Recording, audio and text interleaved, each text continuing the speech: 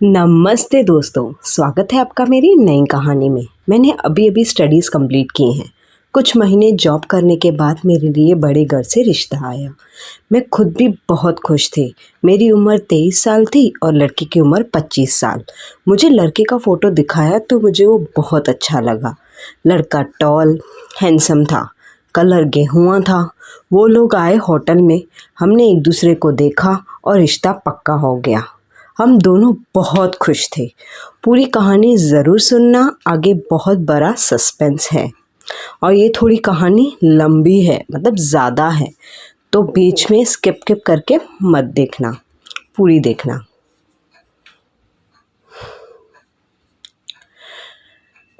वो लोग जब भी होटल में देखने आए, बात पक्की हुई, फिर हमारी शादी हुई। मेरी शादी हुई, विदाई हुई। मैं बहुत रोई क्योंकि मैं बहुत फैमिली से अटैच थी। और उसके बाद मेरा ससुराल में वेलकम हुआ। तो चलो आपको बताती हूँ कि मेरे ससुराल में है कौन कौन। मेरे ससुराल में है मेरी सास, मेरे पति और मेरे चाचा ससुर, मतलब मेरे सास के छोटे देवर, और एक मेड काम वाली है, मनीषा नाम है उसका। मेरे वेलकम के टाइम पे खूब पटाखे जलाए गए, खूब फूलों की बारिश की गई। उसके बाद आरती की थाली लाई मेरी सासू माँ। हमने सबसे आशीर्वाद लिया, पहले सास से, फिर चाचा ससुर से।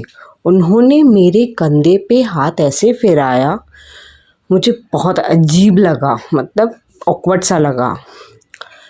फिर वो काम वाली मनीषा भी हंस हंस के, हाथ लगा के बातें कर रही थी, मतलब शोल्डर पे हाथ लगा के, कभी से हाथ मार मार के, जैसे लड़कों से बात करते हैं वैसे। वो दोनों फिर बात करते करते अंदर चले गए। उसके बाद हम अपने रूम में गए। उन्होंने बोला, जिस लड़की को मैं तलाश रहा था मुझे वो आप मिल गई हो, ये मेरे पति के लाइन्स थे। फिर उन्होंने घूंघट उठाया और किस किया। हमारी पहली रात मस्त बीती, पर उस रात आधी रात को मुझे हंसने की दूसरी आवाज़ें आ रही थी। मैंने उठकर देखा तो चाचा ससुर किस लेडी के साथ थे, क्योंकि उनकी शादी ही नहीं हुई थी। वो लेडी काम वाली मनीषा की साड़ी थी। लेडी मतलब वो लेडी ने काम वाली मनीषा की साड़ी पहनी थी, वैसे ही सेम टू सेम। मुझे लगा वो है उनके साथ। खैर छोड़ो, मैं फिर से सोने चली गई। नेक्स्ट डे मैं मीठा बना ही रही थी, तब चाचा ससुर पीछे से आए और मेरी कमर पे हाथ रख दिया।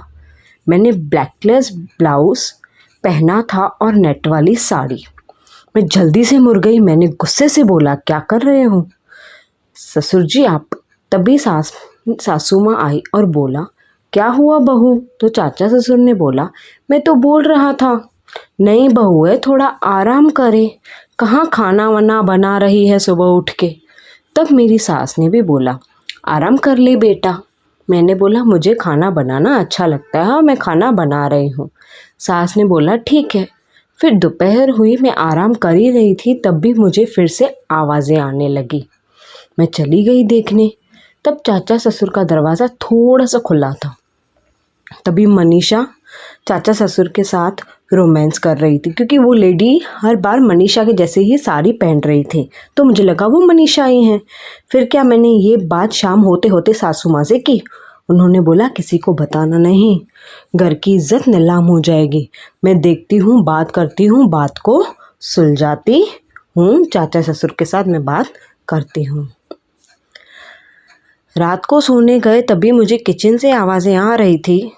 वो मनीषा काम वाली नहीं थी, वो मेरी सासू माँ ही थी। साड़ी सिर्फ मनीषा की पहन रही थी, जैसे मुझे शक ना हो। इनका टाका चाचा जी के साथ भिड़ा हुआ था। मैं खुद शौक हो गई। वो दोनों को एक दूसरे के साथ हक करके खड़े होते, किस भी कर रहे थे एक दूसरे को। मैंने दूसरे ही दिन ये बात पति से बोली रूम में आके। पति ने बोला, किसी को नहीं बताना, घर का खर्चा चाचा जी उठाते हैं।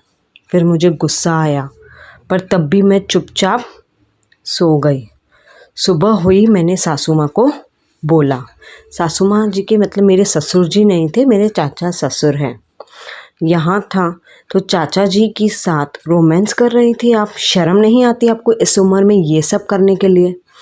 उन्होंने बोला, बहू चुप रहो, गर्मा गर्मी हो गई। उन्होंने बोला मेरे पति जल्दी चले गए थे, इसके वजह से मुझे किसी की ज़रूरत थी वगैरह वगैरह। उसमें हमारी बहुत सारे झगड़े हो गए।